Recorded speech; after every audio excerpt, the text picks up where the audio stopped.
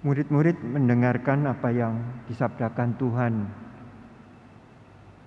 supaya mereka tidak mengikuti apa yang dilakukan oleh orang-orang Farisi.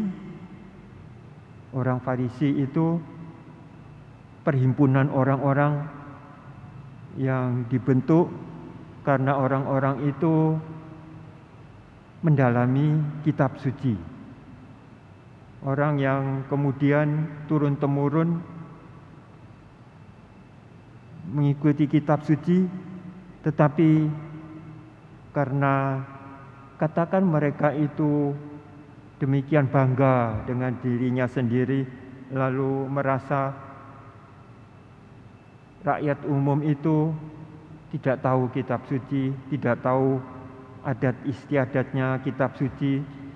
Dan orang-orang Farisi, orang-orang yang menyebut dirinya Farisi itu menjalankan aturan hukum Taurat itu sampai aturan-aturan yang kecil. Justru aturan-aturan yang kecil itu mereka lakukan dan merasa diri mereka itu katakan yang tahu. Ahli-ahli Taurat lebih lagi, karena mereka itu hari-hari kitab suci dan mereka itu terpandang di masyarakat. Dan seperti kata Yesus tadi itu, mereka sampai melupakan maksud dan tujuan hukum Taurat. Padahal Yesus itu katakan begitu bebas menafsirkan kitab Taurat itu seturut apa yang dianggap Yesus itu yang benar. Dan memang kebenaran pada Yesus. Dan seperti orang-orang Farisi itu katakan, kalau berkata-kata seolah-olah mereka itu yang memegang kebenaran, dan mereka mengatakan bahwa persembahan, kalau orang mempersembahkan aturannya demikian, sampai katakan maksud dari orang yang membawa persembahan itu dihalang-halangi, atau katakan syarat untuk membawa persembahan itu begitu besar. Karena itu Tuhan Yesus mengatakan mereka menelan janda-janda. Maksudnya ketika orang ingin mempersembahkan kepada bait suci, tanda persembahan diri ke bait suci dipenuhi dengan syarat-syarat yang besar, sehingga katakan harus memenuhi syarat itu untuk dapat membawa persembahan. Dan mereka itu mengatakan membawa persembahan itu dengan memenuhi syarat itu baru katakan diterima oleh Allah. Tetapi Yesus berkata, persembahan diri itu bukan mengikuti suatu upacara persembahan, bukan itu yang penting. Tetapi bahwa ketika orang mempersembahkan kepada Allah penyerahan dirinya, pengabdiannya, itu yang terpenting dari membawa suatu persembahan itu. Bukan yang terlihat lahiriah, tetapi yang batiniah, kesungguhan untuk mempersembahkan kepada Allah dengan kerelaan yang besar, untuk berbuat bagi Allah.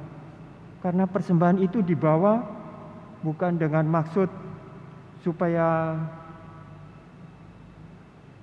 katakan keinginan sendiri itu terkabulkan, tetapi berupa penyerahan diri. Kalau kita membawa persembahan itu kepada Tuhan, itu penyerahan diri kepada Tuhan karena telah bekerja untuknya. Bekerja ini yang penting. Pekerjaanku ku persembahkan.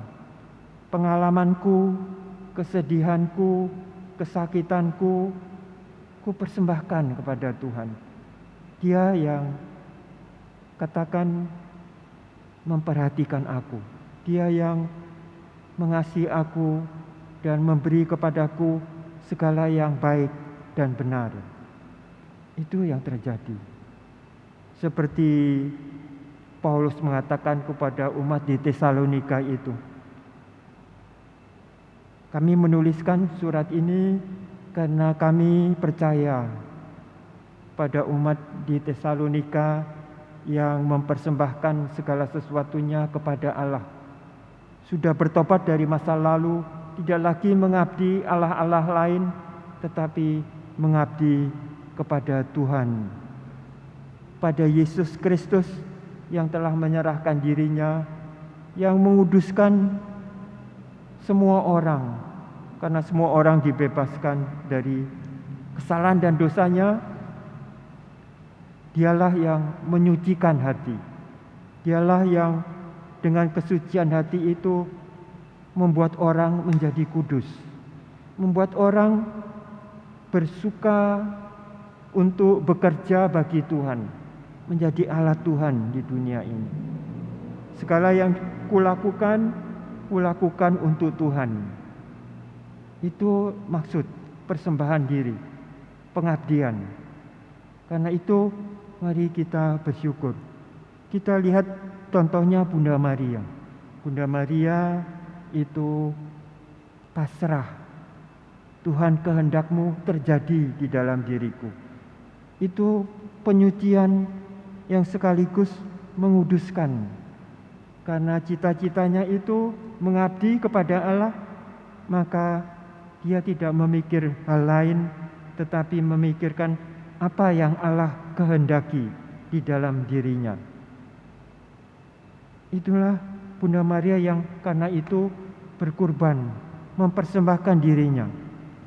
Seperti dia melihat putranya di jalan salib itu, dan Yesus Kristus yang memikul salib itu memandang ibunya, keduanya sehati, seperasaan.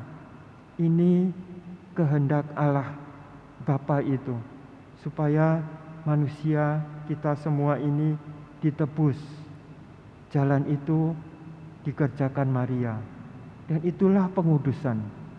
Karena itu mari kita bersyukur Allah itu yang memberikan sabdanya melalui Yesus Kristus, yang sendiri memperlihatkan bagaimana cara pengabdian kepada Allah itu.